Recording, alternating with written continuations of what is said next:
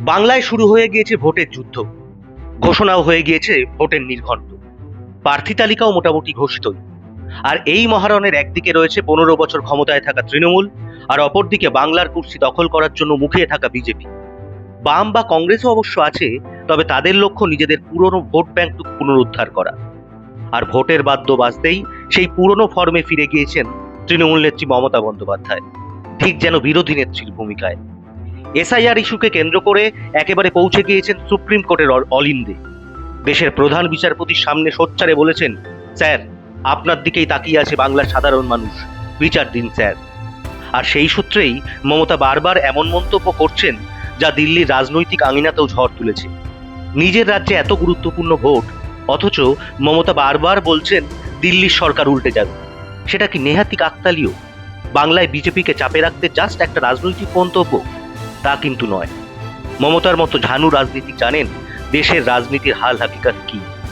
সংখ্যার অঙ্কে 2024 সালে লোকসভা নির্বাচনের পর থেকে মোদী সরকার যে খুব সুবিধাজনক অবস্থায় নেই তা সকলেরই জানা।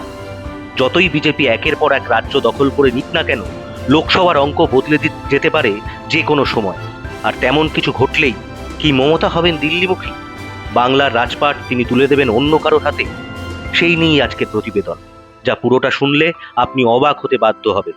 তবে তার আগে এই ধরনের নানান প্রতিবেদন শুনতে সাবস্ক্রাইব করুন আমাদের চ্যানেল দূরবীনে দুনিয়া, ফলো করুন আমাদের ফেসবুক পেজও।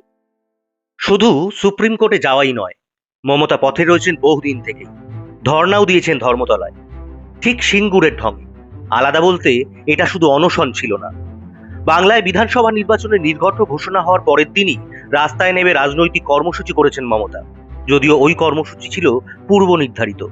গ্যাসের মূল্যবৃদ্ধির প্রতিবাদে ছিল ওই কর্মসূচি, কিন্তু কলকাতার ডোরিনা ক্রসিং এর মঞ্চে ভাষণের শুরু থেকে শেষ পর্যন্ত তার নিশানায় ছিল বিজেপি আর নির্বাচন কমিশন।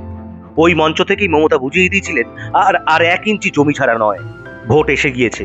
তাই তার প্রশাসনের প্রায় সব আইএএস আইপিএস দের বদলি করে দিলেও এবার হবে সমানে সমানে টক্কর। আর সেই সূত্রেই মমতা এমন এক মন্তব্য করেছেন যার তাৎপর্য বিরাট। কি সেই মন্তব্য? মমতা বলেছেন, 2026-এই এই বিজেপি সরকার পড়ে যাবে, আগে নিজের ছিদ্র ঠিক করো। তুমি বলেছো চুন চুনকে মারে গিয়ে, এটা আমরা বলবো না, এটা সংসদীয় ভাষার বিরুদ্ধে। এবার আমাদের আসন আরো বাড়বে, ছক্কা মেরে অক্কা করে দিতে হবে বিজেপিকে। খেয়াল করে দেখুন, মমতা এই কথায় কিন্তু 2026-এ কেন্দ্রের বিজেপি সরকার পড়ে যাওয়ার সম্ভাবনার কথা রয়েছে। তাহলে কি অন্য গন্ধ পাচ্ছেন মমতা? সামনে অবিশ্বাস্য মনে হলেও আড়ালে কি দিল্লিতে ঘটতে চলেছে অঙ্কের মারপ্যাচ? বাংলা নিজের মেয়েকেই চাইবে ধরে নিয়ে মমতা কি এবার হবেন দিল্লিমুখী? বাস্তবেই সর্বভারতীয় নেত্রী। এখানেই শেষ নয়। খুব সম্প্রতি মমতা বারবার বলছেন গায়ের জোর দেখাচ্ছে বিজেপি, কোনো আইন মানছে না। শুনে রেখে দিন, 2026 সালের আগস্ট সেপ্টেম্বর মাসে বিজেপি সরকার দিল্লি থেকে চলে যাবে। তারপর আমি দেখব আজ যারা বিজেপির হয়ে দালালি করে বেড়াচ্ছেন, মানুষের উপর অত্যাচার করছেন, ভোটাধিকার কেড়ে নিচ্ছেন, আমার কিছু করার দরকার নেই। ধর্ম বলে যদি কিছু থাকে, ধর্মের কল বাতাসে নড়ে। এ প্রসঙ্গে বলে রাখা যাক, দিলীপ ঘোষের মতো নেতাও বারবার বলেছেন ভারতের প্রথম বাঙালি প্রধানমন্ত্রী কেউ হলে হতে পারেন মমতা বন্দ্যোপাধ্যায়, তৃণমূলের অন্য কোনো নেতা নয়।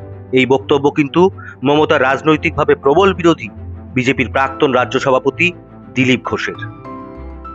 এ কথা নতুন নয় যে মমতার পর মুখ্যমন্ত্রী হিসেবে যার নাম তার জায়গায় বারবার উঠে এসেছেন, তিনি অবশ্যই অভিষেক বন্দ্যোপাধ্যায়।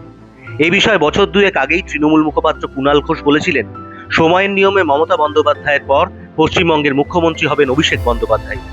সেই সময় কি ক্রমশ এগিয়ে আসছে? আর তাই কি মমতার মুখে বারবার দিল্লির পালাবদলের কথা?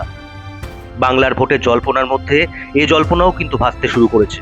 শুধু তাই নয়, কুণাল ঘোষ আরও বলেছিলেন, আমি নিজে রাজনীতিতে সক্রিয় থাকি বা না থাকি, এই উদীয়মান তারকার ওপর গুরুত্ব সহ নজর রাখবই। বয়সে ছোট, কিন্তু আমি যতদিন তৃণমূলে থাকবো ও আমার নেতা। তার বাইরে স্নেহ করি, ভালোবাসি। মমতাকে দীর্ঘকাল দেখেছি, এখন অভিষেককেও দেখছি।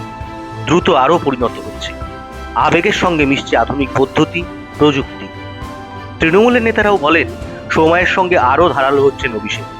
সময়ের নিয়মে মমতার পর একদিন বাংলার মুখ্যমন্ত্রী হবেন তিনি।